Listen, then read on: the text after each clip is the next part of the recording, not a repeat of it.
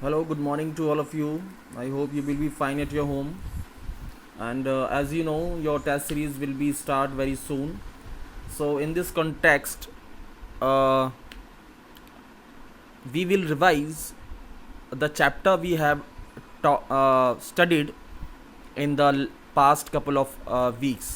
कहने का मतलब ये है कि जितना भी हम पढ़ लिया है उसका हम इस हफ्ते से रिवीजन स्टार्ट करेंगे।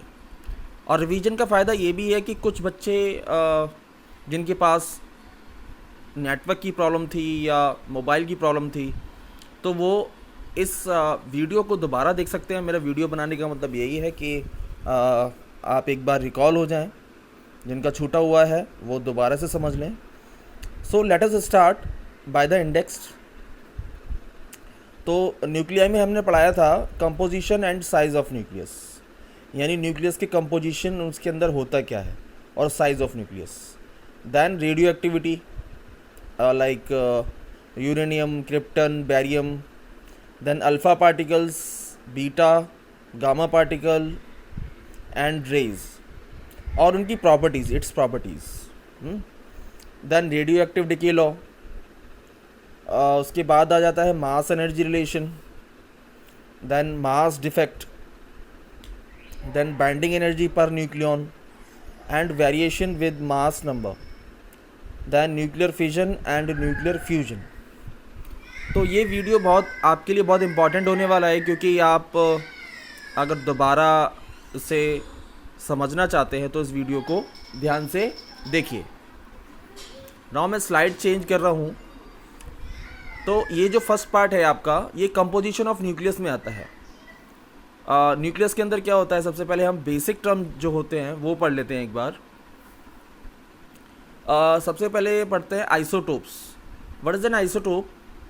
The atoms of an element, यानी एलिमेंट के atoms which having the same atomic number but different mass number. यानी कह सकते हैं कि Z सेम है और A डिफरेंट है ना। तो आप देख सकते हैं नीचे जो फर्स्ट कॉलम है वो Z है जो कि सेम है, और ऊपर वाला जो कॉलम है वो A है जिसका कि मास नंबर डिफरेंट है। तो ये कुछ आइसोटोप्स हैं, किसके आइसोटोप्स हैं? किसके? ऑक्सीजन के। ऐसे ही ये आइसोटोप्स हैं ऑक्सीजन का सेकंड वाले में, और यूरेनियम का आइसोटोप्स। कहने का मतलब same atomic mass number but different, same atomic number but different mass number. Now ऐसे ही थर्ड जो लेड का है, लेड के डिफरेंट डिफरेंट आइसोटोप्स हैं जिनके डिफरेंट डिफरेंट मास नंबर है। ओके, नाउ अब आ जाते हैं आइसोटोन्स पर। What is N isotone? The atoms whose nuclei have same number of neutrons are called isotons। अब न्यूट्रॉन्स क्या होते हैं? आपको मालूम है एटम्स में प्रोटॉन्स एंड न्यूट्रॉन्स होते हैं, है ना। तो ऐसे एटम्स जिनके सेम नंबर ऑफ न्यूट्रॉन्स होते हों। अब न्यूट्रॉन्स कहाँ से आते हैं? अगर हम मास नंबर में से एटॉमिक नंबर माइनस कर दें तो नंबर ऑफ न्यूट्रॉन्स आ जाते हैं। मैं एक बार फिर डिफाइन कर रहा हूँ, A minus Z is equals to neutron, यानी mass number is equals to atomic number is called neutrons. Now, isobars. What is an isobars? The atom which have same mass number but different atomic number are called isobars। यानी हम कह सकते हैं कि isobars and isotopes are reversible each other, एक दूसरे के inversely inverse हैं। आइसोटोप्स में क्या था? सेम एटॉमिक मास नंबर था, लेकिन आइसोबार्स में क्या है? सेम एटॉमिक, वहाँ पर सेम एटॉमिक नंबर था, यहाँ पर सेम मास नंबर है। तो the atom which having a same mass number but different atomic number are called isobars. यहाँ हीलियम का आइसोबार्स दिख रहा है, यहाँ नीचे 1 1 दिख रहा है, यानी सेम एटॉमिक नंबर है। सॉरी, हीलियम के आइसोटोप्स और हाइड्रोजन का जो मास है वो 3 है, और हीलियम का भी मास 3 है, बट उनके दोनों की जो एटॉमिक नंबर है वो क्या है? सेम है।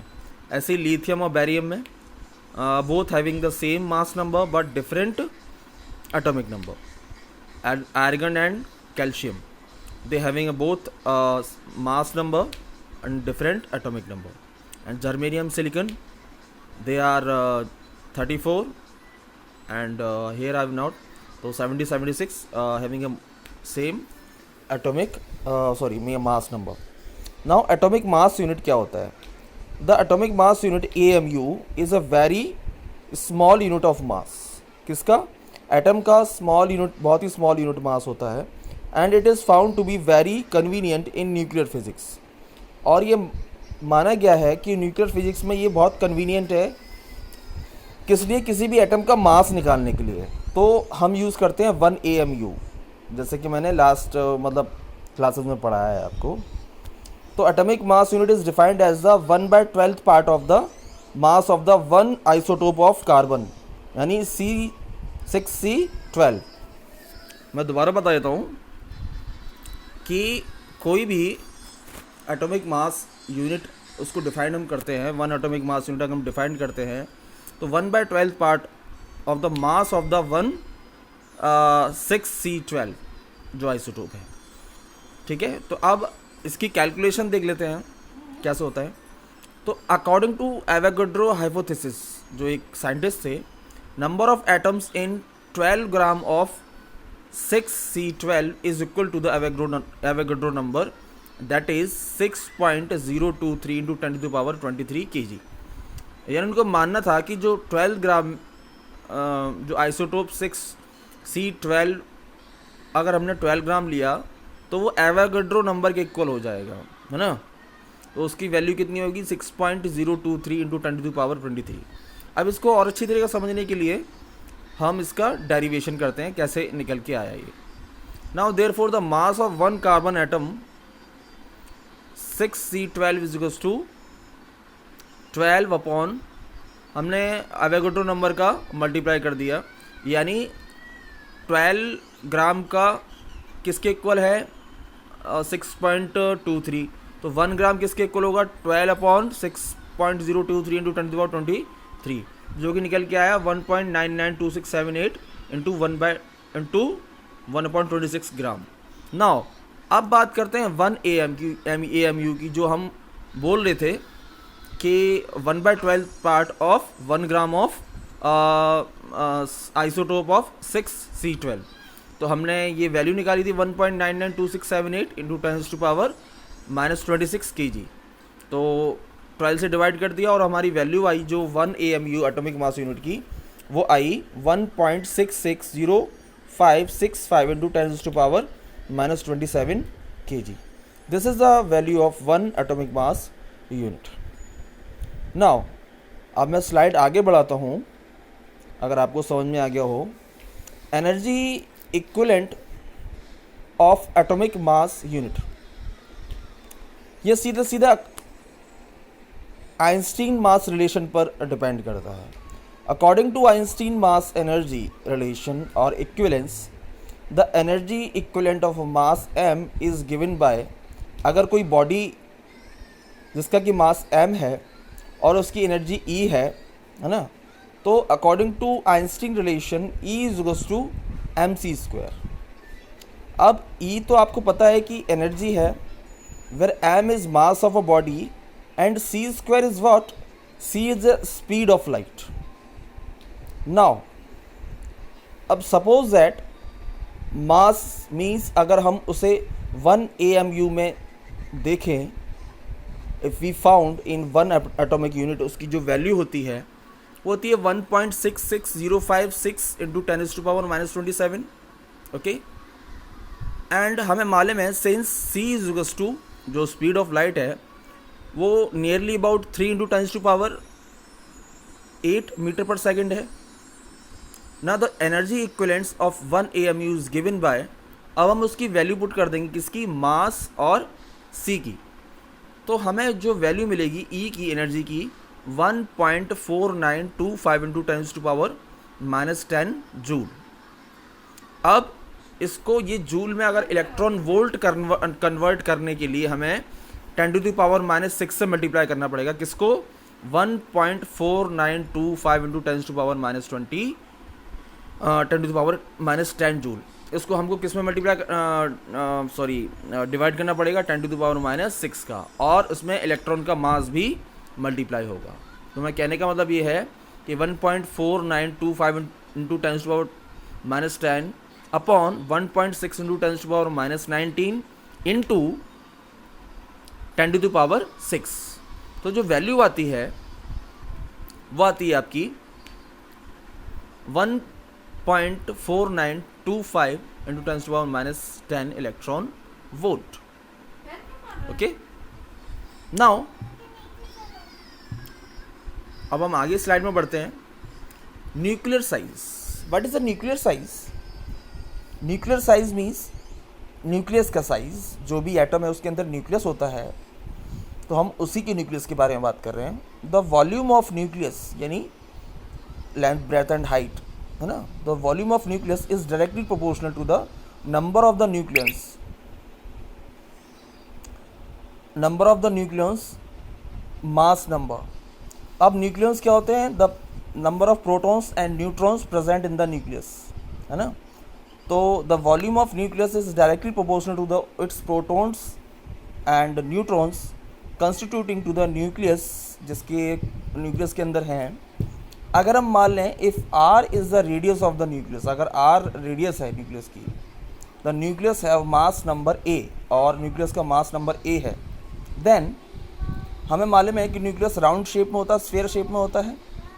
तो 4/3 pi R cube, are cube क्या है? अब आपको मालूम है वॉल्यूम ऑफ द स्फीयर क्या होता है, 4/3 pi R cube is proportional to the mass number of the nucleus. यानी मास नंबर न्यूक्लियस में क्या होते हैं? न्यूक्लियस, और न्यूक्लियस का जो ओवरऑल क्या है, प्रोटॉन्स और न्यूट्रॉन्स का जो मास नंबर हम रिप्रेजेंट किया है हमने ए में। अगर हम 4/3 कांस्टेंट ले लिए तो हम कह सकते हैं R is directly proportional to the A की पावर 1/3। क्यों? आर क्यूब था, आर क्यूब को हमने उधर एक्सपोनेंशियल फॉर्म में कन्वर्ट कर दिया, ठीक है। और R is equals to R naught A 1/3। अब यहाँ पर आर नॉट एक प्रोपोर्शनलिटी कांस्टेंट है जिसकी की वैल्यू 1.2 से लेके 1.3 फर्मी होती है, ओके। और 1 fermi is equals to 10⁻⁻15 metre, okay. Now अब आगे बढ़ते हैं इसी रिवीजन में। Nuclear density, what is an nuclear density? अब न्यूक्लियर डेंसिटी आपको मालूम होना चाहिए, density is equals to mass upon volume. तो उसी रिलेशन में हम बात करते हैं mass of the nucleus of the atom of mass number 1 AMU is equals to, अगर हम mass of the nucleus of the atom, अगर हम किसी भी न्यूक्लियस के एटम का मास निकालना चाहें तो हमें वो 1 एटॉमिक यूनिट इनटू मास किसका? न्यूक्लियस का, यानी एटम का मास से मल्टीप्लाई करना पड़ेगा।